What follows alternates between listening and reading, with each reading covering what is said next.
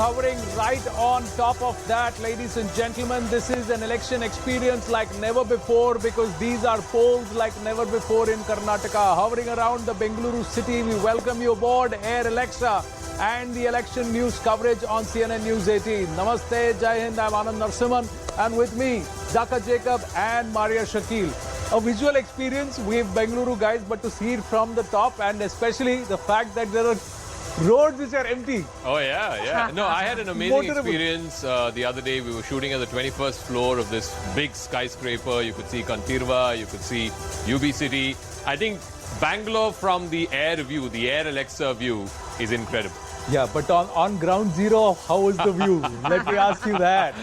It's muddled. It was muddled, certainly. I think the last week did make a difference. The question is, how much of a difference did it make? Let's see, we'll know. But you see Bengaluru, Karnataka bucking the trend of a hung house and giving clear majority this time around. You see that whichever party takes it, be it the BJP or the Congress. I think so. I think it'll be a decisive mandate because people have seen the indecisive mandate that was thrown up in 2018. You had multiple governments in the last 5 years. It will be a decisive mandate. Like you said, whichever party wins, either BJP wins or Congress wins, I think the people of Karnataka will vote decisively. Interestingly, both parties, Maria, the Congress and the BJP are looking at that 125 to 130 number. Siddaramaiah says 130, BJP says 130. Both of them are angling for a decisive mandate. This horse trading Operation Kamala, they don't want again. They do not want. And, the question is whether it will conform to past electoral trends or whether there'll be a new electoral language that will be written in Karnataka. But interestingly, as Zaka has been saying,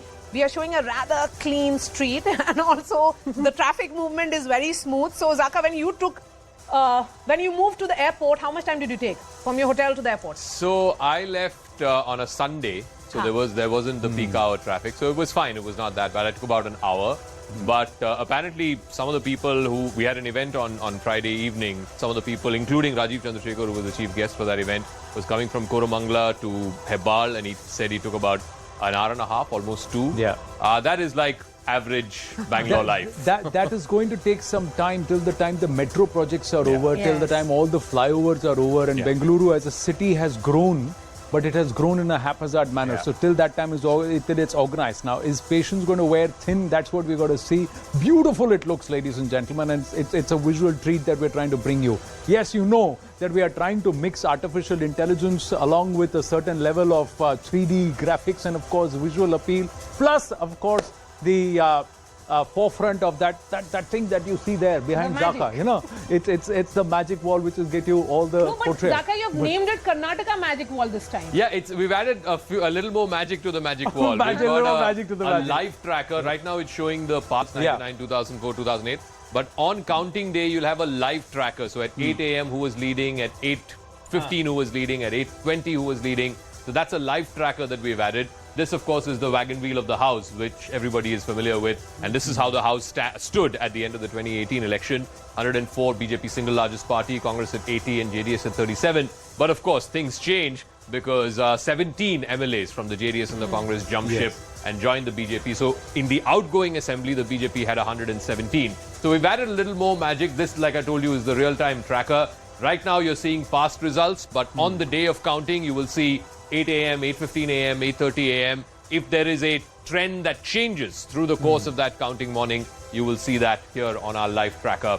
And then, of course, we have the wall itself. We've added a few more factors this time around. This is how the map of Karnataka looked at the end of the 2018 election. Will it be a sea of saffron, as you're seeing here in the coastal part, in central Karnataka, here in Mumbai, Karnataka as well? Or will this map change? We will know that on the 13th. What we will know tonight, though, folks.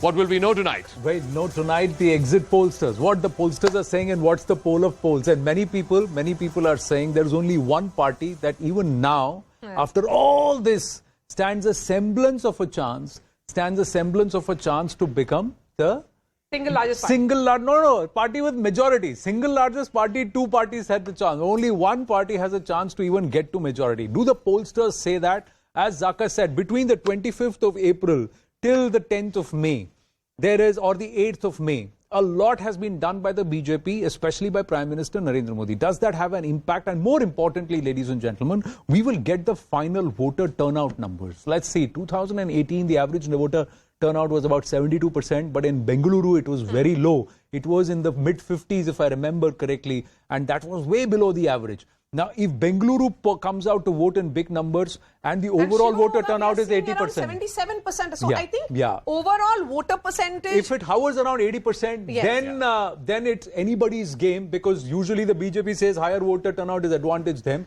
But this could also be anti-incumbency, people coming out in large numbers to drive out the BJP. So there which were way do two we look elections largely. If we were to divide these elections in Karnataka, one election before 25th of April, in which, and another election post 25th of April, where national became local.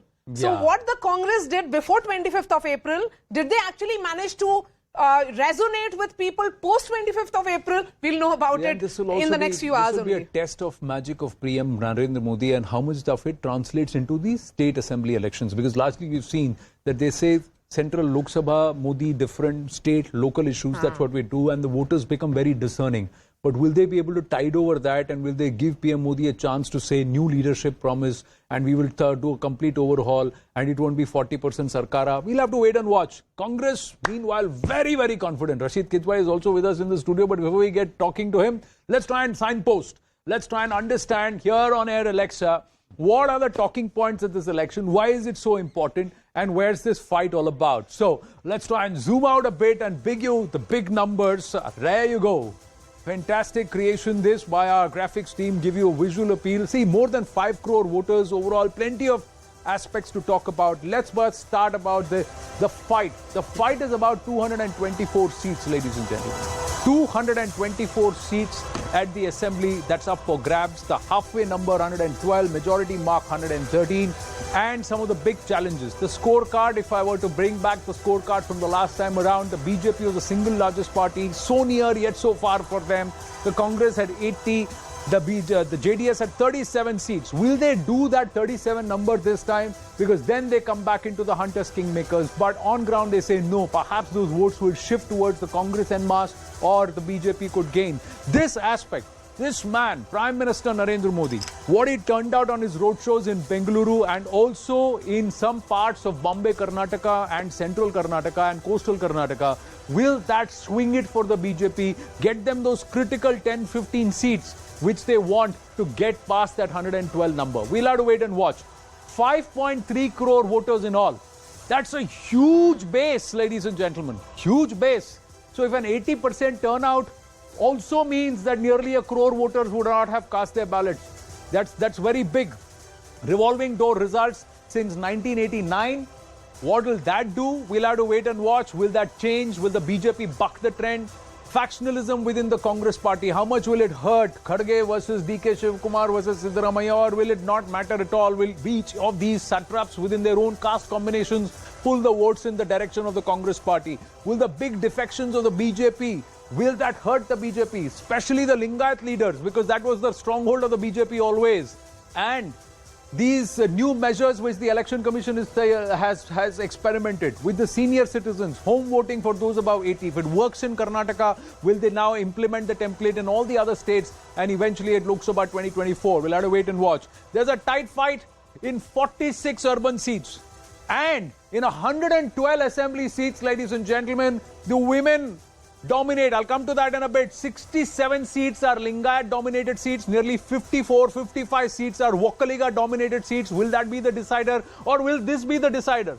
112 seats with more women voters than men. Will the women also consider the caste combinations, or will they work at a different level? What they think is going to work for them? So many questions that come to mind. So many equations beyond what we see at the surface level. Zaka,